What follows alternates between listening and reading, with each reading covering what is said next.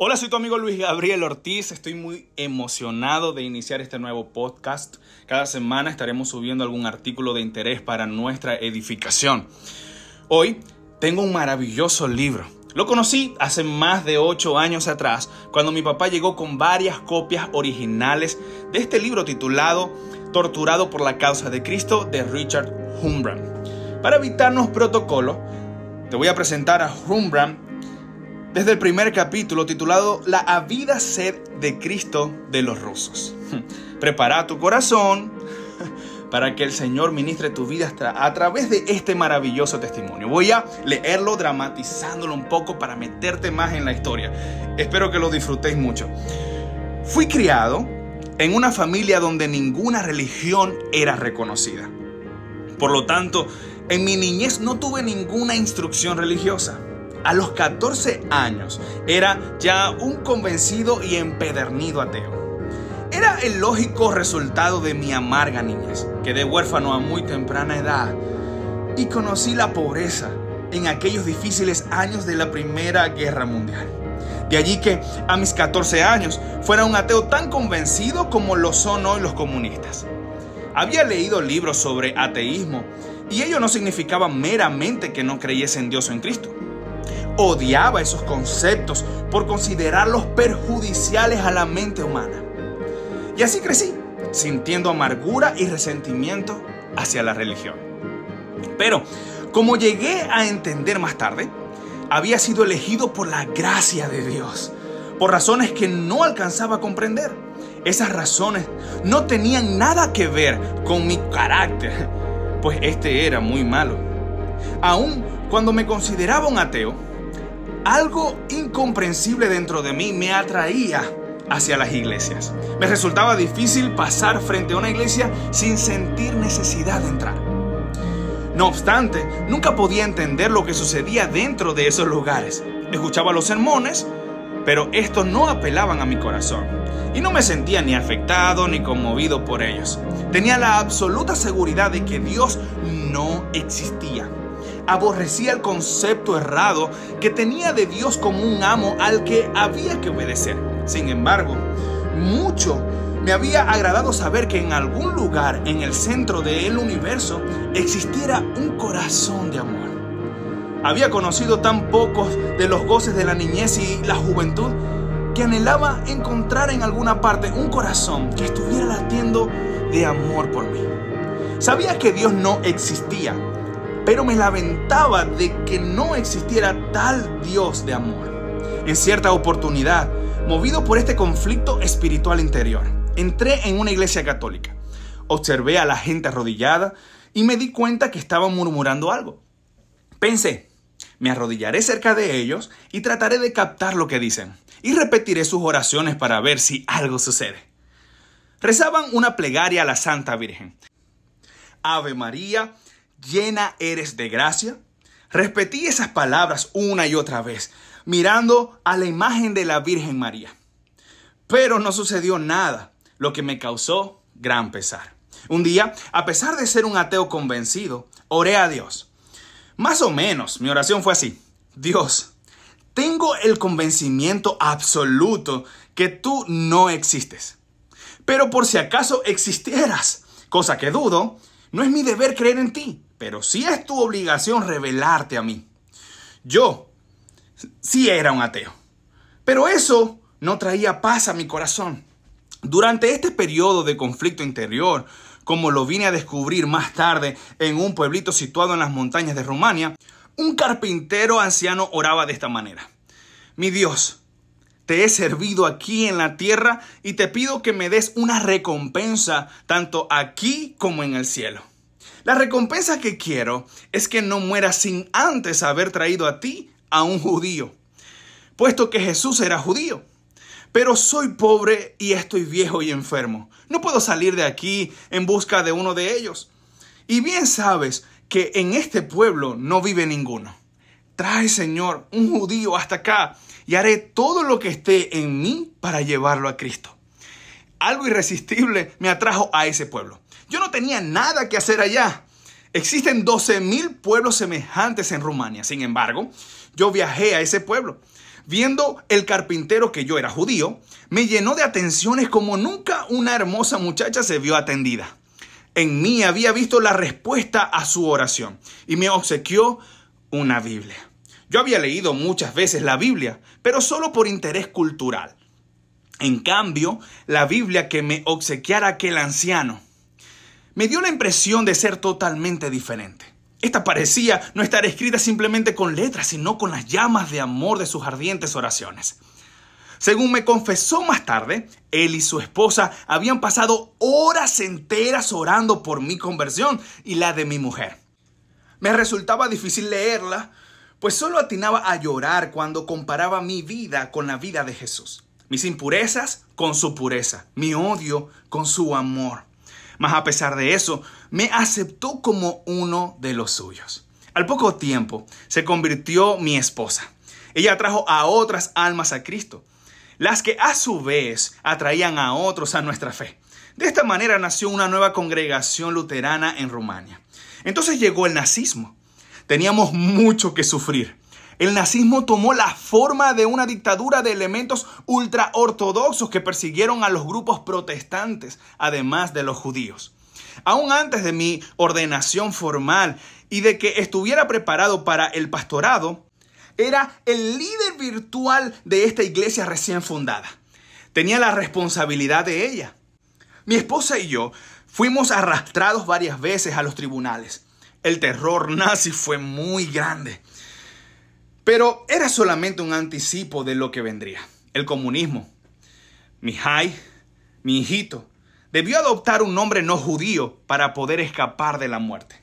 A pesar de todo, la era del nazismo nos proporcionó una gran ventaja, pues nos enseñó que los golpes físicos podían ser soportados, puesto que el espíritu humano, con la ayuda de Dios, puede sobrevivir a las más horribles torturas. Además, nos obligaron a adoptar los métodos del trabajo cristiano en secreto, que nos sirvieron como entrenamiento para la prueba aún más terrible que estaba por venir y que, sin saberlo, ya se aproximaba. El remordimiento de mi pasado ateo me hizo anhelar desde el primer día de mi conversión el testificar de mi fe a los rusos. Ellos son un pueblo criado desde la infancia en el ateísmo. Mis deseos de alcanzar a los rusos para Cristo se han cumplido. Su cumplimiento comenzó en los años del nazismo, pues había muchos prisioneros de guerra rusos en Rumania, entre los cuales podíamos hacer nuestra obra. Fue una labor conmovedora y dramática. Jamás olvidaré mi primer encuentro con un prisionero ruso, quien me contó que era ingeniero. Le pregunté si creía en Dios. Si me hubiera dicho no me habría importado tanto, puesto que cada hombre tiene el derecho de creer o no creer. Pero ante mi pregunta si creía en Dios, levantó sus ojos sin comprender y me respondió: mis superiores militares no me han dado ninguna orden para creer. Si tuviera una orden, creería. Las lágrimas corrieron por mis mejillas y sentí como si el corazón se destrozara dentro de mí. Allí, frente a mí, había un hombre cuya mente estaba como muerta. Un hombre que había perdido el don más preciado que Dios concede al ser humano: tener su propia personalidad.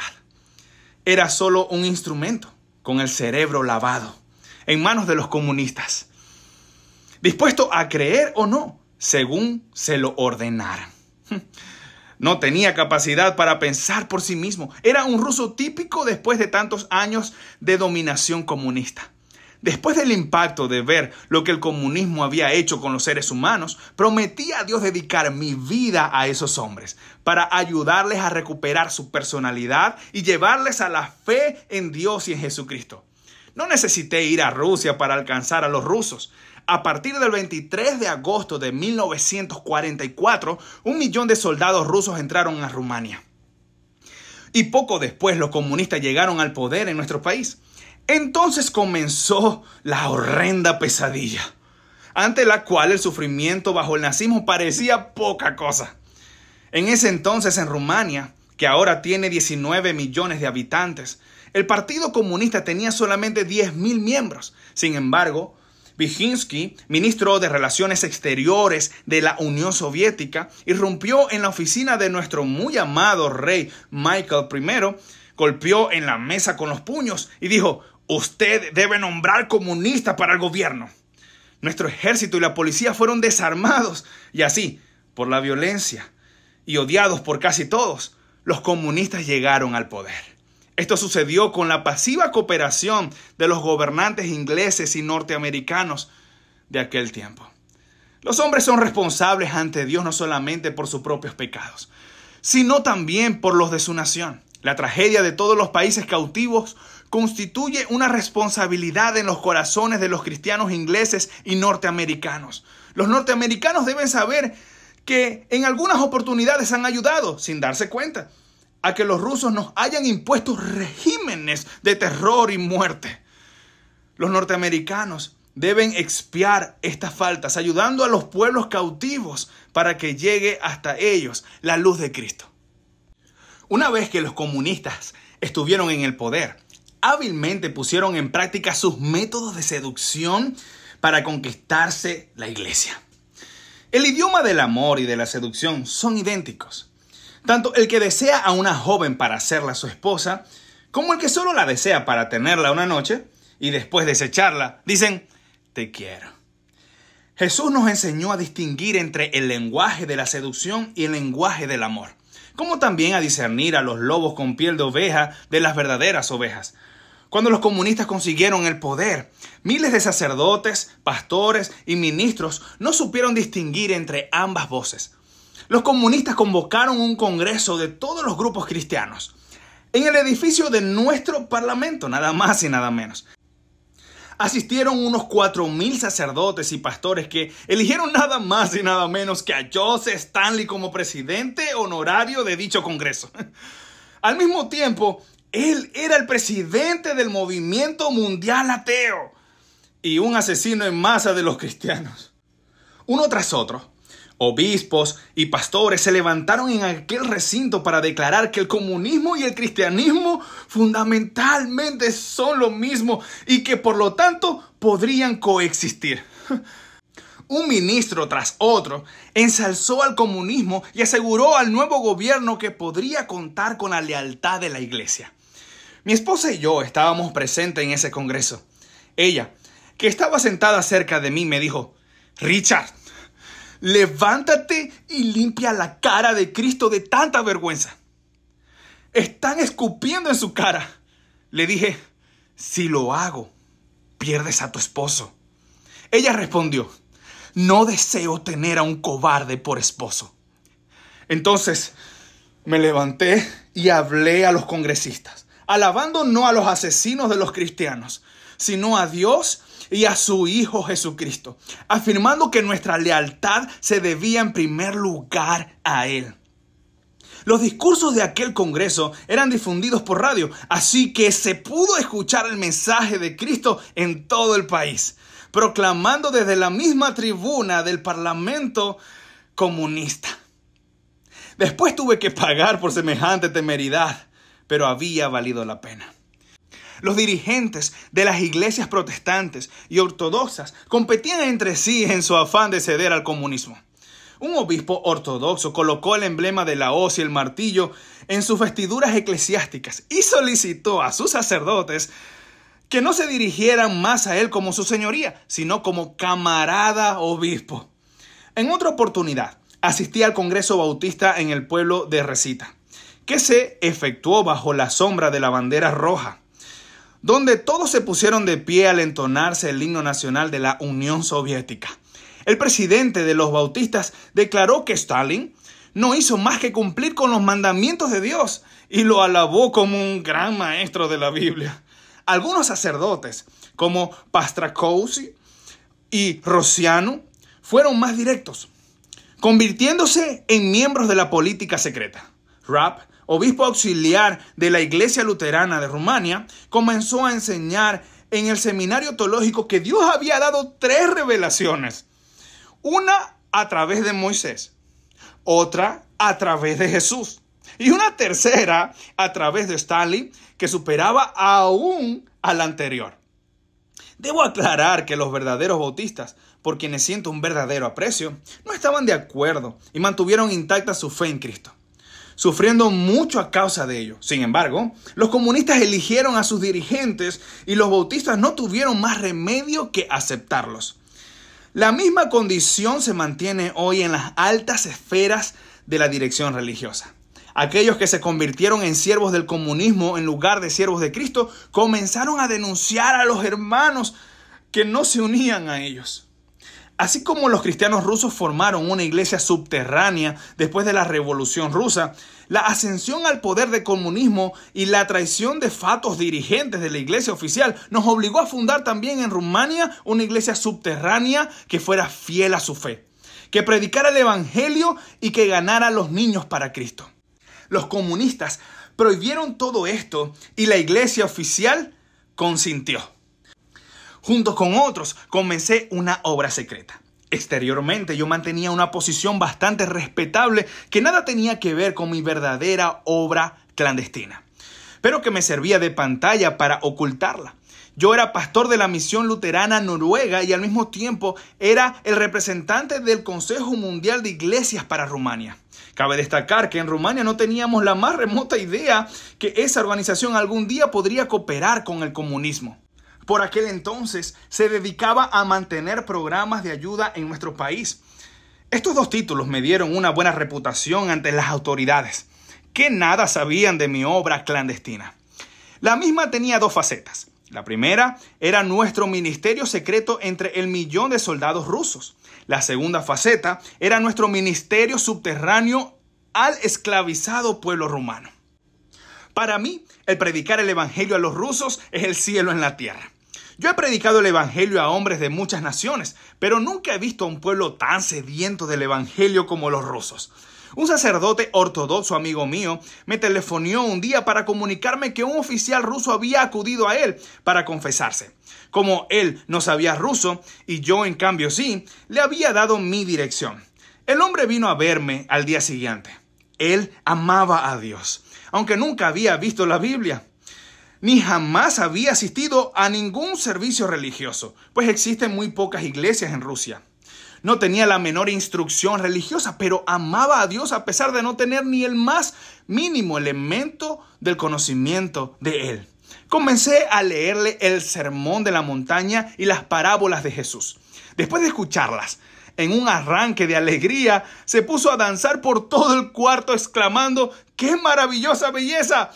¿Cómo pude vivir sin saber nada de ese Cristo? Fue la primera vez que vi a alguien tan cautivado por la persona de Cristo. Fue entonces que cometí un error. Le leí acerca de la pasión y crucifixión de Jesús sin haberlo preparado para ello. Él no lo esperaba, pues cuando escuchó cómo Cristo fue abofeteado, cómo fue crucificado y al fin murió, cayó en su sillón y comenzó a llorar amargamente. Había creído en un Salvador y ahora su Salvador estaba muerto. Al observarle me sentí avergonzado de llamarme cristiano y pastor, de ser un maestro para los demás y, sin embargo, jamás haber compartido los sufrimientos de Jesús en la forma que este oficial ruso ahora los compartía. Mirándole, me pareció volver a ver a María Magdalena llorando al pie de la cruz, llorando fielmente aun cuando Jesús yacía en la tumba. Luego le leí la historia de la resurrección. Él no sabía que su Salvador había resucitado de la tumba. Cuando escuchó estas maravillosas nuevas, se golpeó las rodillas profiriendo una palabra bastante grosera, aunque en ese momento la consideré aceptable y aún quizás santa. Era su cruda manera de expresarse. Nuevamente se regocijaba gritando de alegría: ¡Él vive! ¡Él vive! Y danzaba dominado por la felicidad. Oremos, le dije. Pero él no sabía orar, a nuestra manera por lo menos.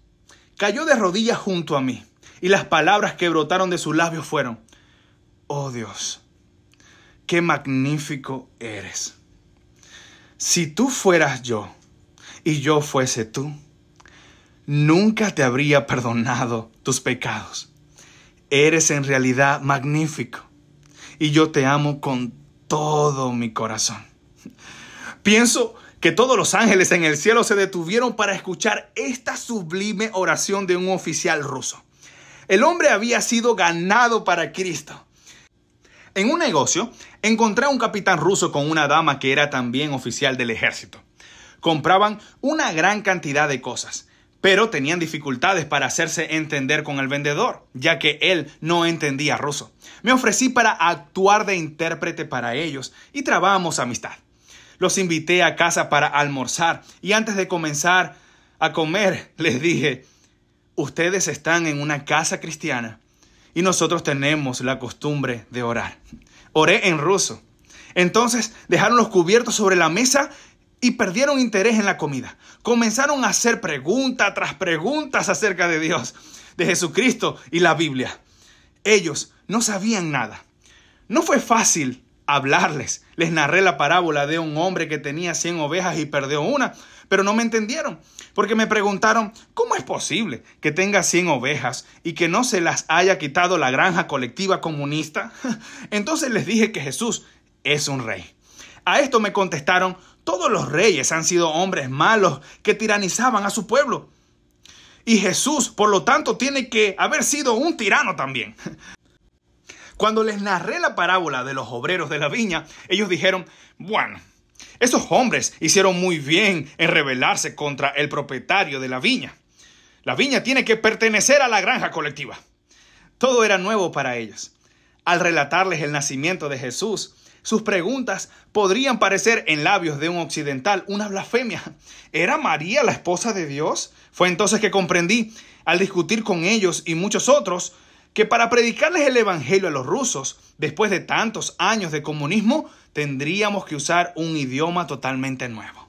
Los misioneros que fueron al África Central tuvieron dificultades para traducir las palabras del profeta Isaías. Si tus pecados fueran rojos como la grama, como la nieve serán emblanquecidos. Nadie en esa parte de África Central había visto la nieve. Ni siquiera existía la palabra nieve. Por lo tanto, tuvieron que traducir: tus pecados serán blancos como la pulpa del coco. Así también tuvimos que traducir el evangelio al lenguaje marxista para hacerlo comprensible a ellos. Era algo que no podíamos solos, mas el Espíritu Santo lo hizo a través nuestro. En ese mismo día se convirtieron el capitán y el oficial. Después, ellos nos ayudaron mucho en nuestro ministerio clandestino con los rusos. Espero que este capítulo haya sido de mucha bendición para ti. Continuaremos en la próxima entrega contándote más testimonios para la edificación de tu vida, poderosísimos para impactar nuestros corazones, de cómo en la iglesia subterránea hicieron para llegar a tantos rusos y ver tantas vidas transformadas, arriesgando sus vidas al punto de la encarcelación y la muerte. La pregunta, más que algún resumen que pueda darte, es: ¿a qué te inspira la historia de Richard Wurmbrand? Mateo 28, del 18 al 20 dice: se acercó Jesús y les habló diciendo: toda potestad me es dada en el cielo y en la tierra. Por tanto, id y haced discípulos a todas las naciones, bautizándolos en el nombre del Padre y del Hijo y del Espíritu Santo, y enseñándoles que guarden todas las cosas que yo les he mandado. Y aquí yo estoy con vosotros todos los días hasta el fin del mundo. Amén. Ese es un mandamiento para todos aquellos que hemos recibido al Espíritu Santo por creer en Cristo. Para aquellos verdaderos discípulos de Cristo que practican diariamente sus enseñanzas. Que Dios te bendiga, pásala bien bonito y que tengáis el mejor día de tu vida.